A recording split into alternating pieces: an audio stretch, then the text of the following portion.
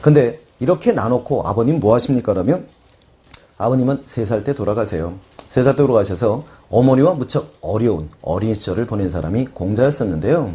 이렇게 태어나다 보니까 공자가 왜 공부를 열심히 했느냐라고 말하면 물론 천성적인 품성이 여러분들하고 틀려서 그럴 수도 있지만 또 한 가지는 공자의 신분이 아주 애매했다고 그러지요.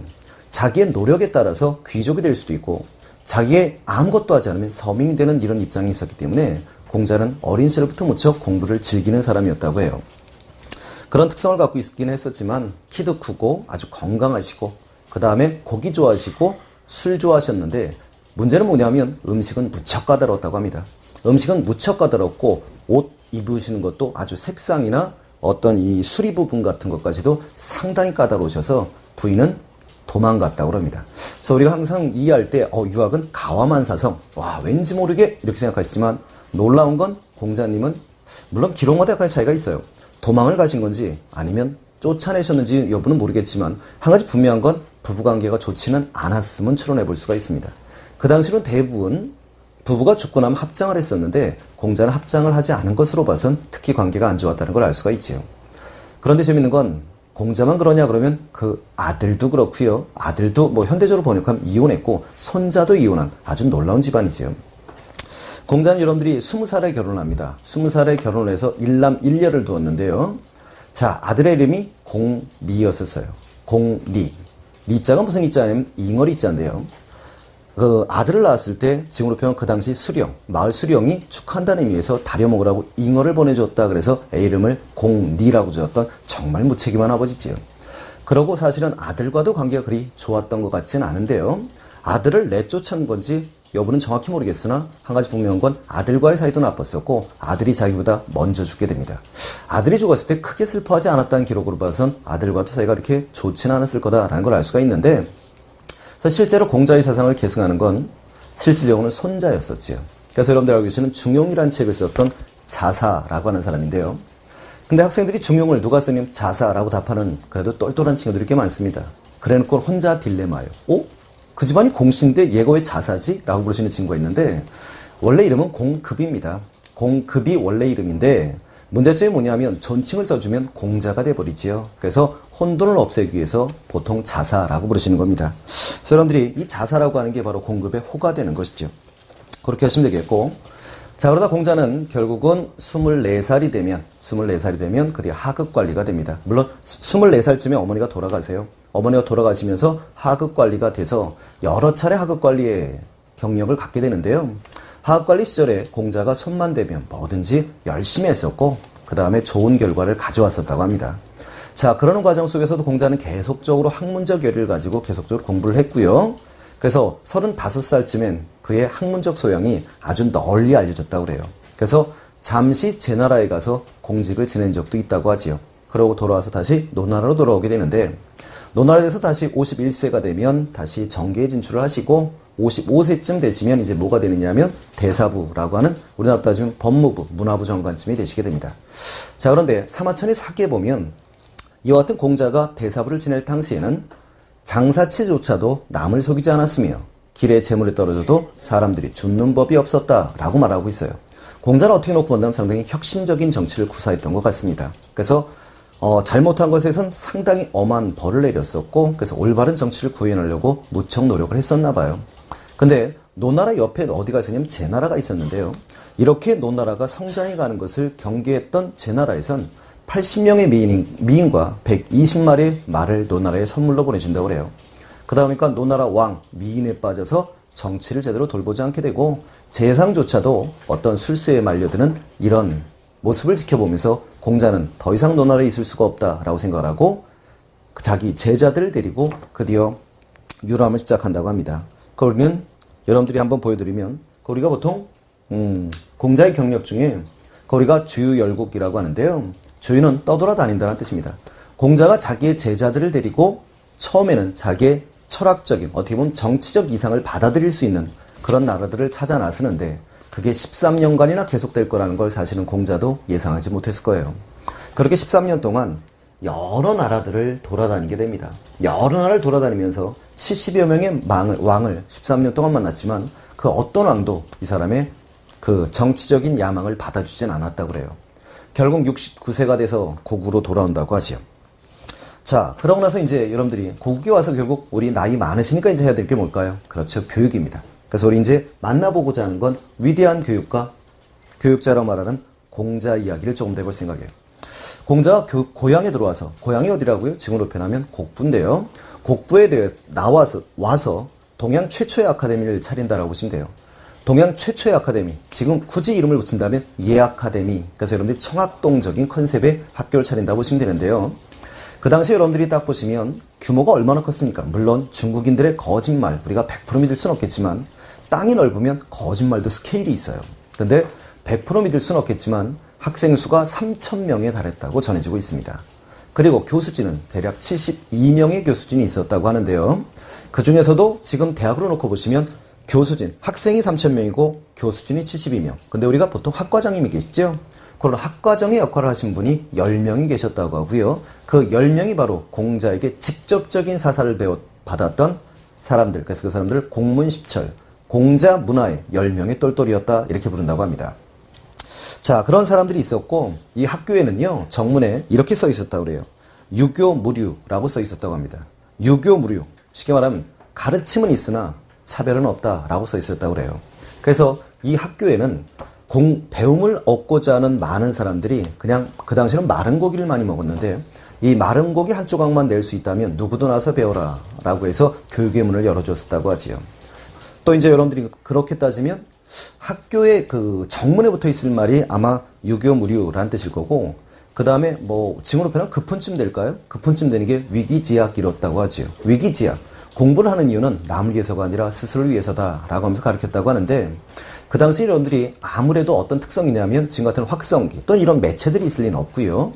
더더욱이 그 당시에 책은 여러분들이 뭐냐면 죽간이라고 하는 것이요. 대나무에다 글을 써놓은 거기 때문에 주로 공부는 어떻게 했습니까? 그러면 현장 실습, 그 다음에 직접적인 말로써 가리키고 그걸 직접적으로 연습시키는 이런 식의 교육을 주로 했었다고 합니다. 여기서 가리킨 것은 여러분들이 6가지를 가르쳤었다고 하는데요. 그 6가지가 뭐냐면 예, 악, 사, 어, 서, 수라고 해요.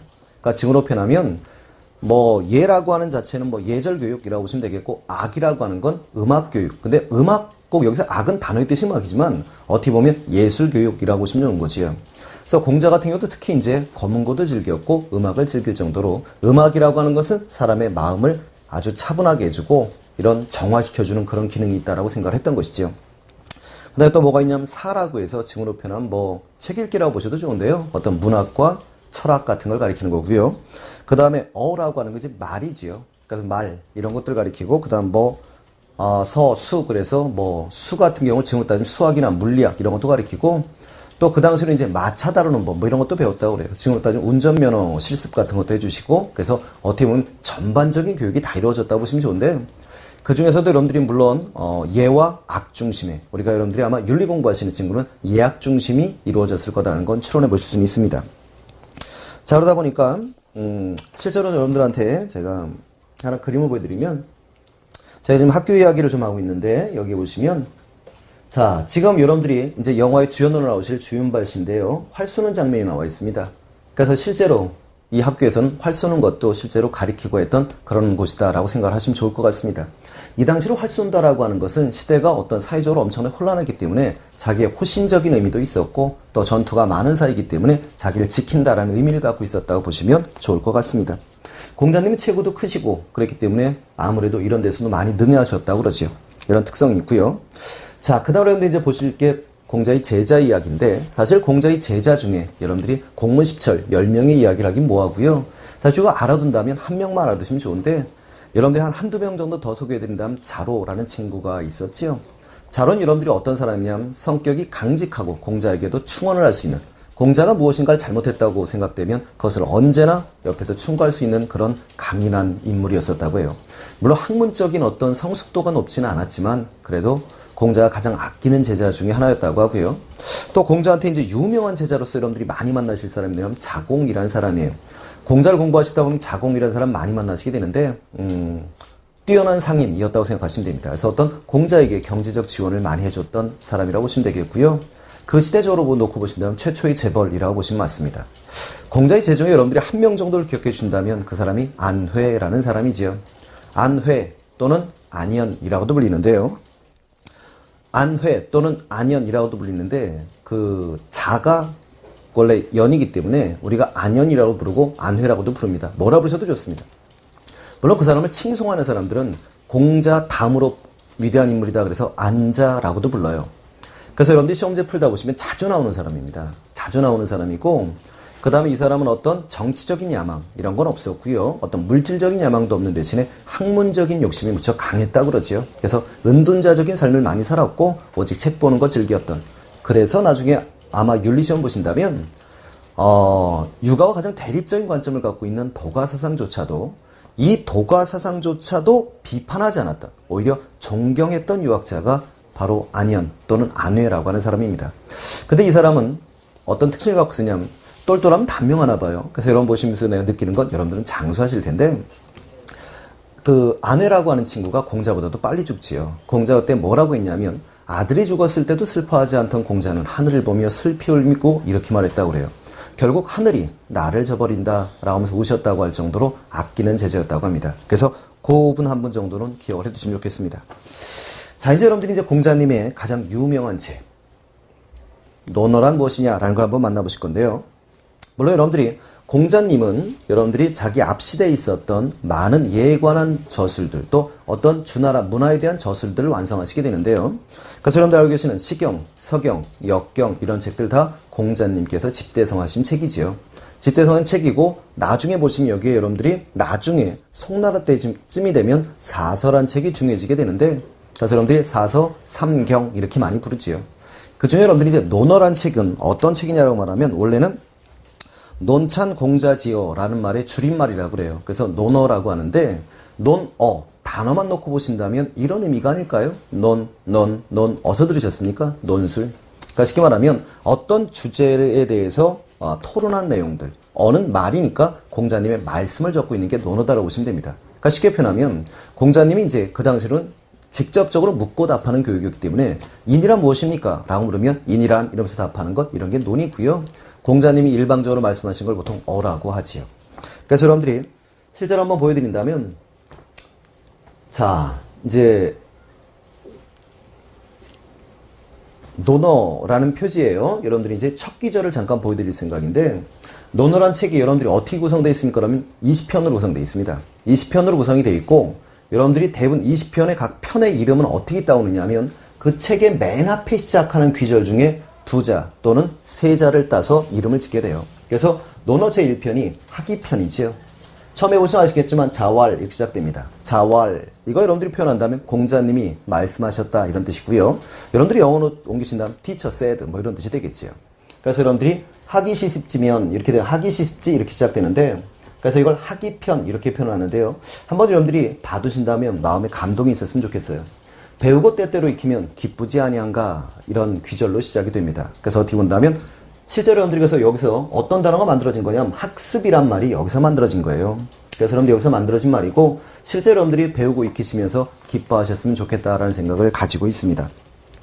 이렇게 이 논어란 책이 이 동양의 2500년의 바이블이 될 거라는 걸 그 시대에는 알지를 못했겠지요. 그런 특성을 띠고 있는데 자 그렇다면 우리가 이제 좀 확인하고 싶은 건 이런 공제 철학은 우리가 왜 다시 현대사회가 되면서 의의를 갖는 것이냐는 거 한번 되새겨 보시자는 겁니다. 물론 시간이 많다면 정말 깊이 있게 되새겨 보겠지만 현대사회가 중시 여기고 있는 효율성의 가치 그리고 여러분들이 효율성을 강조하면서 나타나는 어떤 페스트의 문화 또 물질을 강조하는 문화 그리고 점점 세계화되어 가면서 많은 사람을 만나야 되는 이런 현대사회의 특성 속에서 공자의 사상은 어떤 의미를 주고 있을까라고 묻는다면 공자는 철학적으로 인과 예라고 하는 걸 가장 강조하셨다라고 합니다. 물론 여러분들이 인과 예만을 강조하셨던 건 아니에요. 하지만 인과 예를 가장 강조하셨고 정명을 강조하셨다라고 말하니까 그게 현대적으로 어떻게 번역될 수 있는가 정도는 보고 가시면 좋겠어요.